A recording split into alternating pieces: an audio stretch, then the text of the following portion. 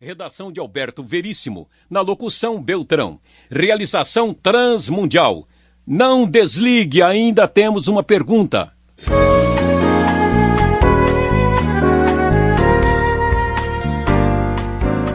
Ok, Luiz Saião.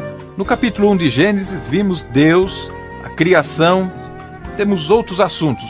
Mas antes de seguir, há uma pergunta que você aí, quem está nos acompanhando, gostaria de fazer. Criação ou recriação? Mesmo porque no primeiro versículo já vamos encontrando a terra sem forma e vazia, as águas, já parece que existia um produto. Bom, Alberto Veríssimo e todos os nossos queridos ouvintes que nos acompanharam, nós temos de fato essa questão discutida sobre o que é de fato o capítulo 1 de Gênesis. Está falando da criação ou houve uma criação anterior e agora estamos vendo uma recriação da terra? Na verdade, fica bem claro que toda a criação foi feita por Deus. A dúvida que muitos pesquisadores da Bíblia têm é se o primeiro versículo que fala no princípio Deus criou os céus e a terra é o título falando da criação de tudo, e o versículo 2 em diante seria a situação da terra sendo formada de novo depois de uma situação catastrófica e problemática que aconteceu.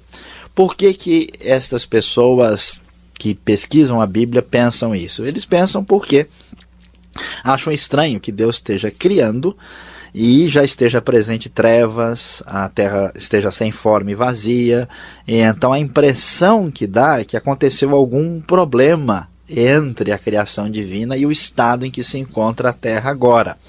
Há pessoas que até sugerem que a queda dos anjos, né, a expulsão de Satanás tenha acontecido entre o versículo 1 e o versículo 2. E, portanto, imaginam que houve aí um retrabalhamento da Terra. Isso poderia sugerir, por exemplo, que o nosso universo e que a Terra, na verdade, é muito mais antiga do que a gente imagina numa leitura superficial da Bíblia e de Gênesis, que ela teria, de fato, centenas de milhares de anos e que a recriação é que é uma coisa mais recente.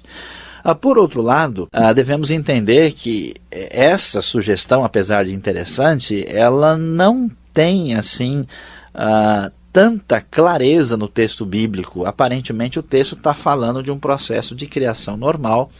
Em toda a Bíblia mais tarde, quando se fala de criação, se fala de criação de maneira muito simples. Em Êxodo vai ser dito porque o Senhor Deus criou, né, os céus e a terra em 6 dias. E não há um detalhamento. Eu tenho a impressão que se a recriação fosse uma realidade, que a Bíblia teria talvez mais sugestões para frente a respeito disso. Existe um argumento em favor da ideia de recriação que aparece lá no livro de Isaías, quando o texto diz que Deus não criou a terra para ser sem forma e vazia, que ela não foi criada para ser como alguns entendem, uma espécie de caos, né, para estar desabitada. Mas o que nós devemos entender? Que essa questão ela permanece em aberto, né? Há textos na Bíblia, ideias que são definitivamente claras e em que não há dúvida. O que não há dúvida aqui é que tudo foi criado por Deus e que vem dele. Agora, se Deus fez em uma etapa só, ou fez em 2, é uma questão que a gente precisa estudar, né? Pessoalmente, eu acho que faz mais sentido a ideia de criação simples. O texto não dá sinalização clara de um processo de recriação, apesar da ideia ser atraente em vários aspectos. Por isso que a gente vê a importância de cada vez olharmos a Bíblia com mais atenção e estudar os detalhes também, né? Exatamente, os ouvintes são convidados a prestar bastante atenção ao nosso programa e ao texto sagrado, que certamente vai ser uma grande bênção na sua vida.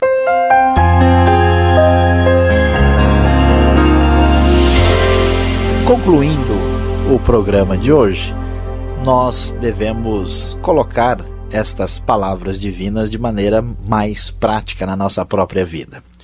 O que devemos concluir de tudo o que ouvimos? Em primeiro lugar, que a realidade de Deus é inequívoca, então você deve viver a sua vida levando em conta isso. Como dizia Pascal, Se Deus não existe e eu estou apostando nisso, ou se eu creio nisso, vai ser indiferente na eternidade. Mas se Deus existe e eu vivo a minha vida sem levar em consideração essa realidade, certamente a eternidade vai ser uma surpresa muito negativa para mim. Então, portanto, viva a sua vida em função da realidade da existência de Deus.